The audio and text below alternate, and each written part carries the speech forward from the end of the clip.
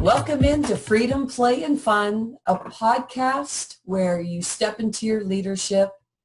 And I am so giddy today because we have Gigi Smith, and we are going to talk about redefining your success. Kick back for a moment, listen to some beautiful Orgina Rose. I'll be right back in a moment.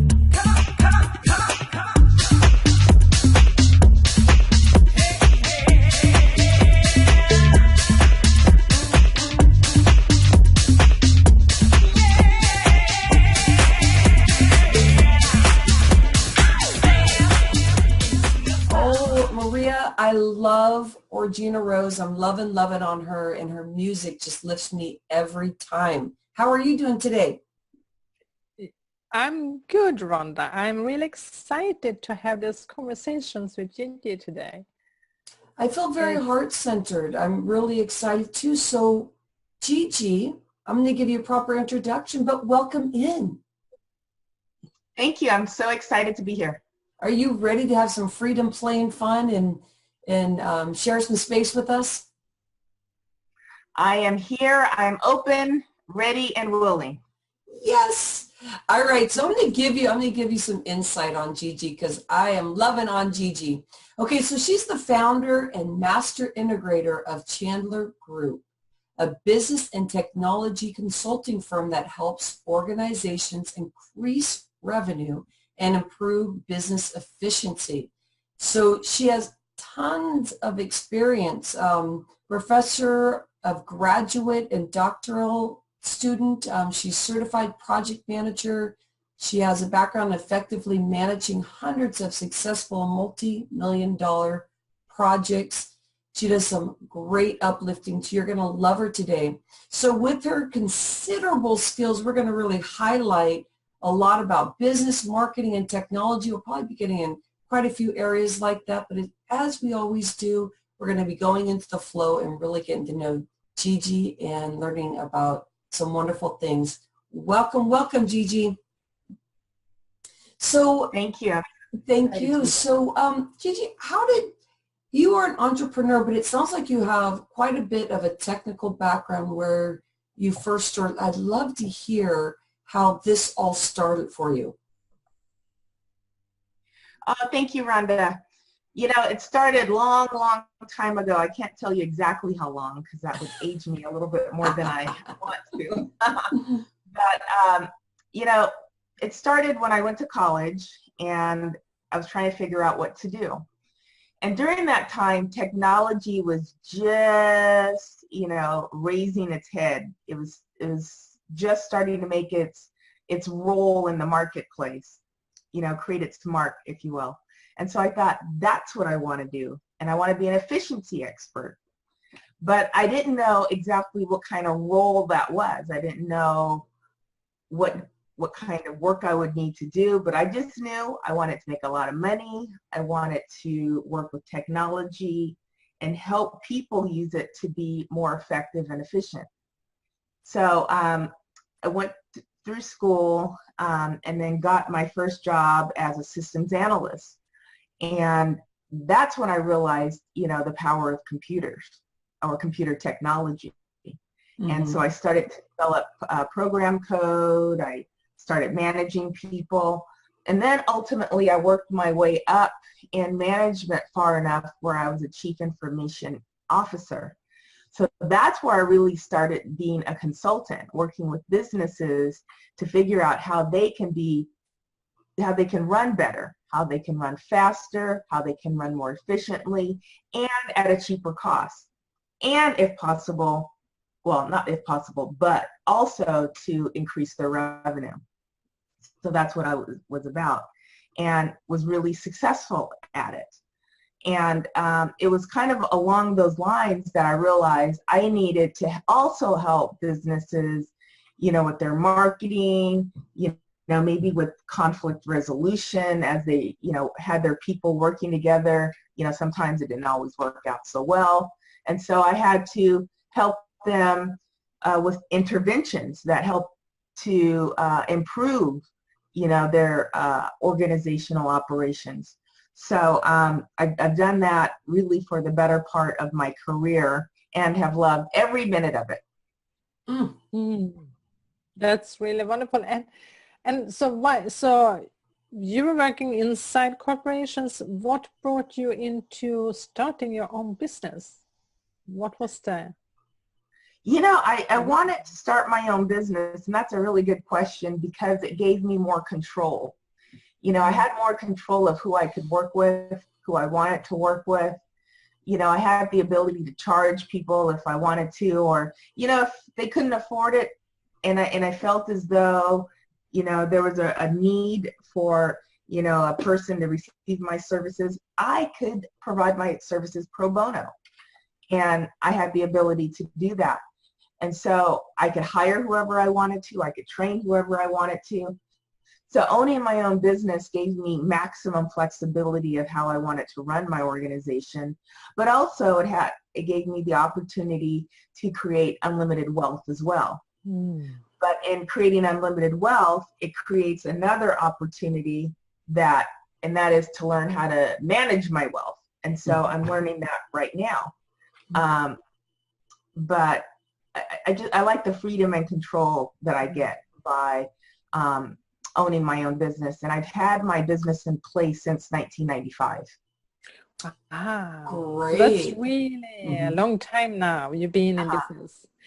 And it's really inspiring to hear a woman who have created wealth, and now you're actually having the luxury to come to a point where how do you think financially and how can you probably start invest. So create good investments for yourself, for your kids, for your future. And I'm thinking this is like such a high achievement of leadership and also entrepreneurship.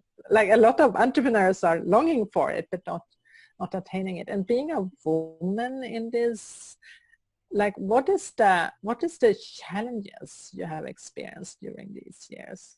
Because there must have been success, but there's probably have been losses or things you maybe have chosen to avoid in order to stay true to your path. Yeah, that's a great question.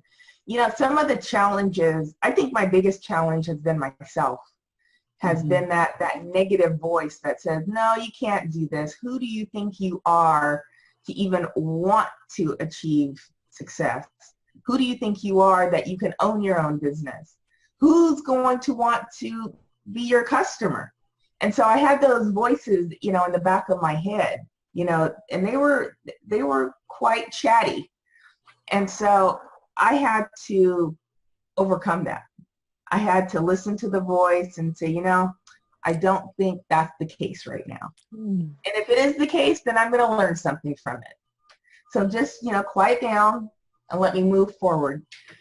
And so that's really given me an opportunity to really know myself better. And that's one of the things I'm actually focusing on right now, me. You know, the inward me as opposed to, you know, the outward me that has to provide, that has to do, that has to give. Now I'm focusing on who I am internally and what do I want moving forward. And so that as I'm on the next phase of my evolution as a woman, as an entrepreneur, as a mother, as a partner, who do I want to be? Wow, and I'm hearing this transformation as you've been going through this process, and I'm imagining that most entrepreneurs are dealing with this, with that chatter stuff that happens that just slows us down. And it sounds like you had a lot of those breakthroughs to calm that chatter. And so instead of fighting and trying to figure out like what the next step is and what I need to do and all those questions that happen when you're in that mindset, it sounds like there must have been a point where you just flipped that switch and there became more of a center space of saying like, who am I, where am I going with this, and more of a flow. So if you could give some more insight on how did you flip that switch? Like what opened that space up for you to flip it upside down and start working on the inside to bring that flow in together for you? Thank you, Rhonda. I think that's a great question. I feel as though I'm a highly spiritual being, just like everyone else on the planet. And so I resonate pretty tightly with my higher power, you know, with the God of my understanding. And so I've had faith. I've had faith that I'm always covered, I'm always protected, that everything will be all right in spite of, you know, any mistakes that I make. Mm-hmm. And so, and I've never experienced failure, you know, in terms of, you know, how that chatter might suggest failure would appear. I've never experienced it. And so, you know, every year I get through life, and I'm 52 now, I have to say, well, I haven't experienced failure like you said I was going to. Mm-hmm. So I'm thinking maybe you don't know what you're talking about. So mm-hmm. that voice has less relevance as time goes by. Mm. And the faith that everything will be all right is increased as time goes by. And so, you know, past practice has demonstrated that whatever's meant to be is going to be, and it's going to be okay, however we cut it. Mm. I love that. Yeah. Yeah. And I'm thinking, because it's like, there was probably a time I had that voice too, and I'm seeing that if you don't have it yourself, you can actually, like the internal voices, but I also realized that you can actually externalize it, so you have it in your surrounding.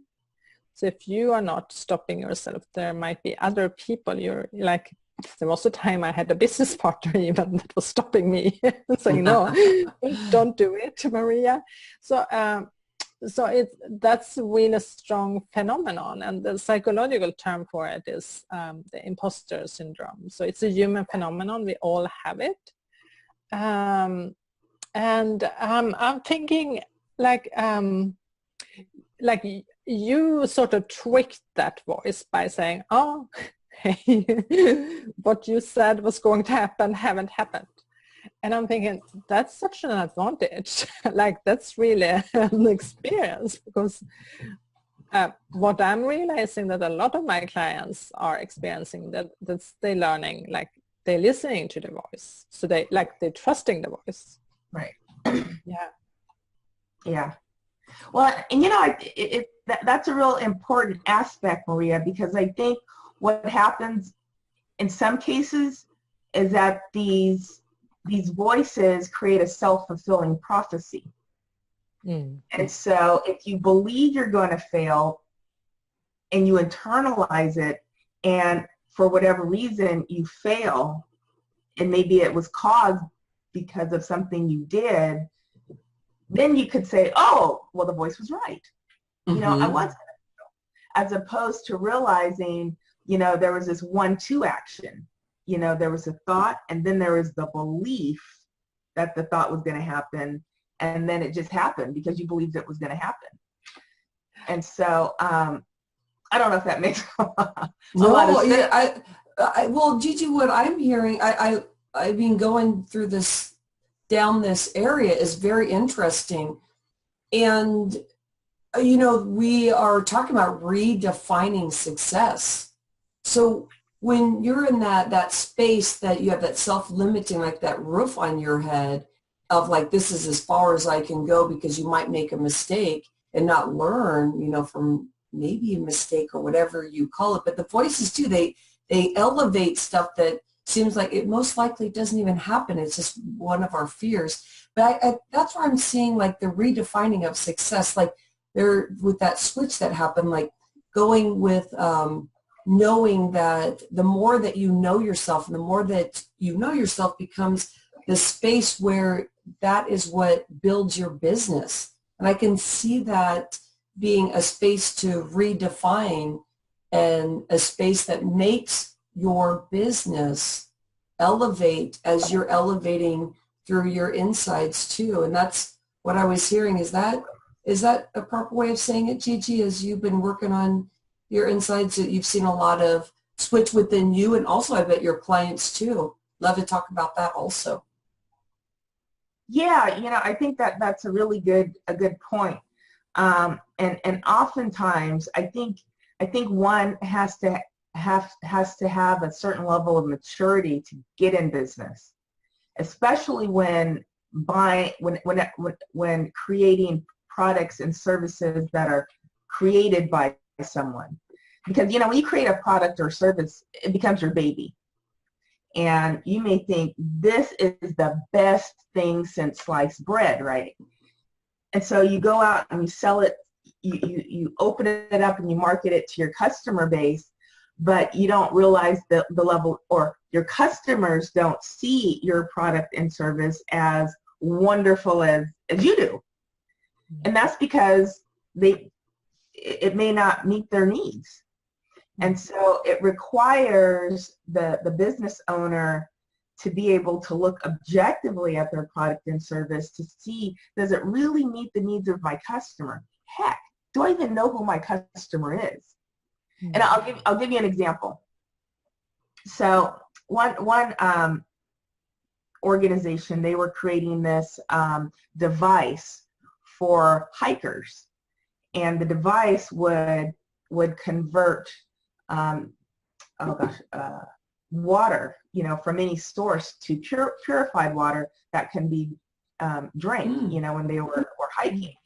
So it was this apparatus, maybe about the size of this glass right here, and then you could go to some lake, fill it up with the water, and then it'll go through a filter, and then the output could be, would be suitable for drinking, which is a great idea. But it wasn't very attractive. It was heavy, it was bulky, and it was really complex to use. Now, it was probably easy for the developers because, it was theirs. And they were selling it to any kind of hiker known to man. So when, there was conversation about, well, you're not achieving your goals, let's look at why. So it was determined it was far too complex of a product. It was too difficult, to sell it. People couldn't understand it, all of that. So, we simplified it, and we said, right now you're selling to every kind of hiker. You're probably selling to a hiker like me that might hike once every 5 years, up a hill. What you need to do is tailor it to the extreme adventurous, those people that hike, 20 miles every weekend. That's just part of their DNA. That's what they do. And so they simplified the product, they tailored it just to that group, and sales took off.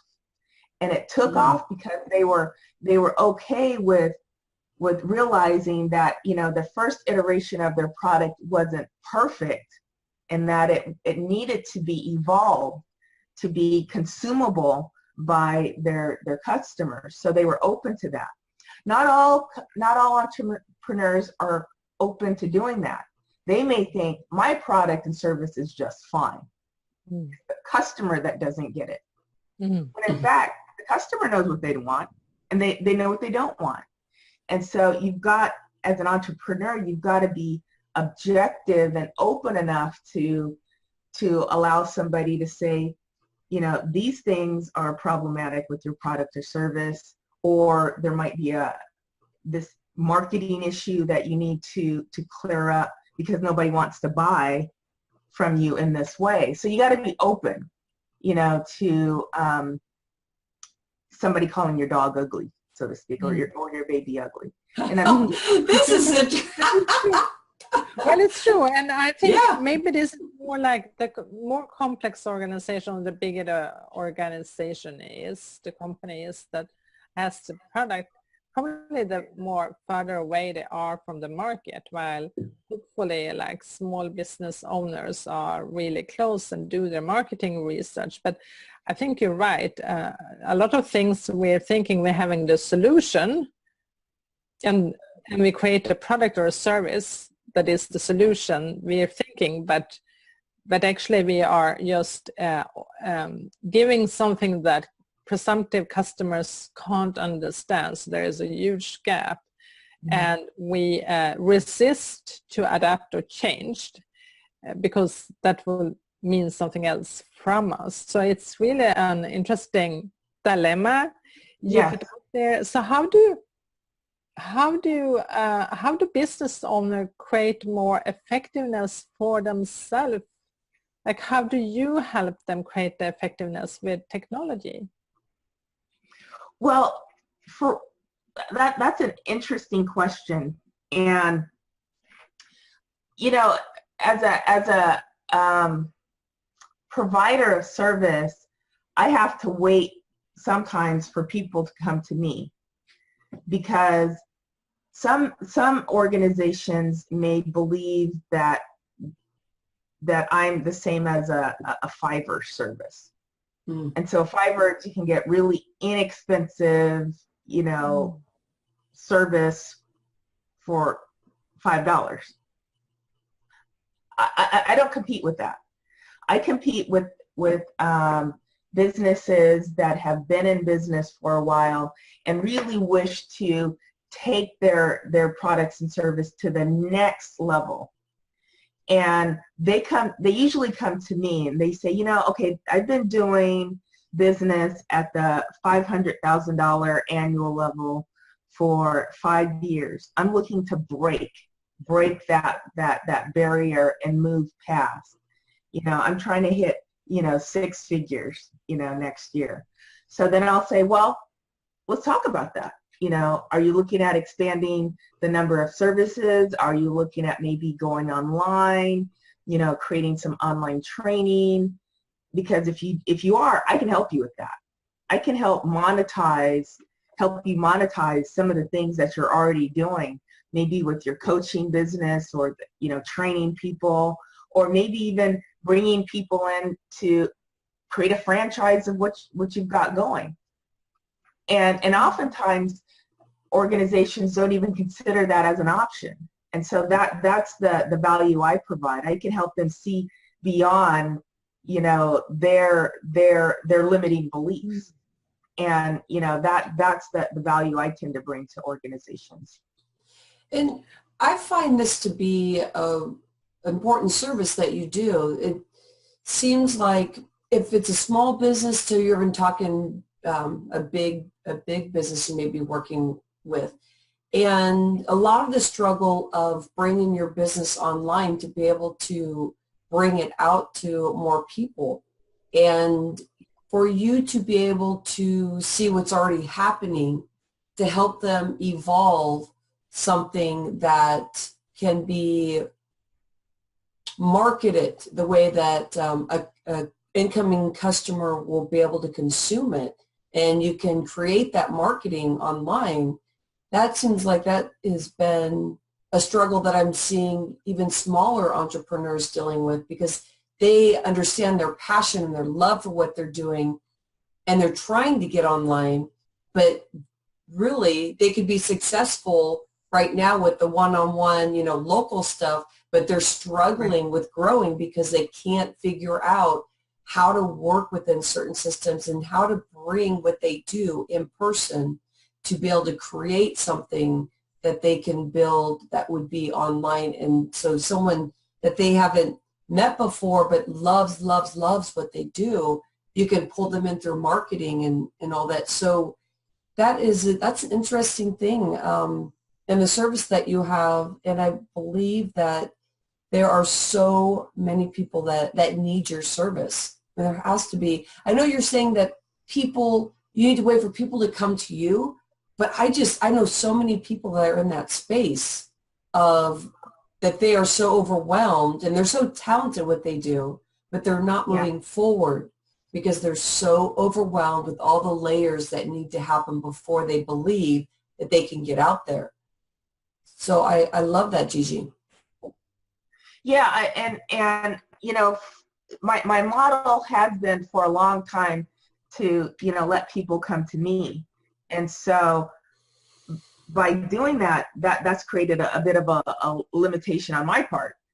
And so as I move forward, you know, I'm going to start going out to the masses, because there's going to be greater exposure when I can do that, when I can, you know, work with, you know, person over here to say, you know, I know you've got a lot of stress, you know, trying to put all of these pieces together, you know, in a seamless way. Let me help you do it so you can do it effectively. And then you can focus on what you do best, you know, where your sweet spot is, where you're passionate at. And so, you know, I think in order to be successful, and we've been in business for 22 years now, we've got to evolve. You know, we can't remain the same all the time. We've got to grow and change with the marketplace. And I think that is, and what I'm hearing, I think a lot of business owners, so when you're by yourself, or maybe you have a partner, but it's like you're seeing your product, you're seeing what you're creating now, but you are just a piece of a bigger puzzle. And what I'm hearing you're doing, Gigi, is you're helping those who are ready to see that this is the piece of puzzle you're building, but it's just a piece. And actually, your puzzle also consists of those pieces. And when you bring them together, you reach a bigger market, or this is how you can increase your revenue, or this is how you can actually create an exit plan for yourself, and your message, like, or your product coming out to more people. So you are actually helping the business owners to understand that. And I think that holistic view, most business owners, they lack it. Yes. And I can say it because I was lacking it myself, but I quite recently did a work where I actually saw it, and it became so clear to me, because now I know where I'm heading, and I'm knowing exactly what to do in order to reach where I'm going. And I'm also seeing how I have wasted a lot of money by working with coaches and mentors who were not aligned with where I'm heading. Right. But since I was searching and I didn't see the bigger picture, I was searching for roads, right? Because I didn't have I didn't see the full path. And it's so rare. Like, this is what I experience. It's so rare that people have this capacity and the skill you're having that can help entrepreneurs with this. I love that.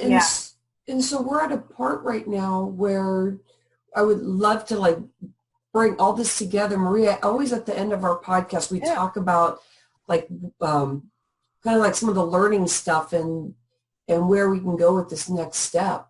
So I'm hearing that you're on a roll here in being able to see that that there are so many puzzles that can come together.